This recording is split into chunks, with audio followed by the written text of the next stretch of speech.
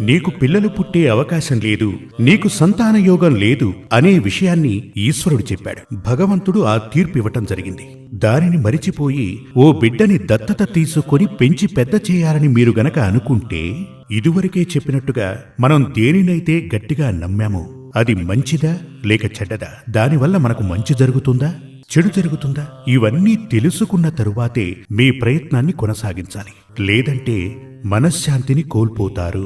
ధన నష్టం, ప్రాణహాని, ఒక్కోసారి జైలు పాలవటం ఇవన్నీ కూడా వచ్చి చేరుతాయి. అలా ఉన్నటువంటి చాలా మంది వచ్చి మొదట పిల్లలు లేరు అనే దుఃఖంతో వచ్చి తరువాత వారు ఎంచుకున్న మార్గంలోనే నడిచి దత్తత తీసుకుని ఆ బిడ్డ ద్వారా సకల దోషాలు సంక్రమించి బాధలు అనుభవించిన వారు తెలుసు కాబట్టి మీకు చెప్తున్నాను. అందుచేత పిల్లలు దాదాపుగా 90% పుట్టే అవకాశం ఉందా లేదా చూడండి. అందుకుగాను ఒక మంచి ఆచార్యుని వద్దకు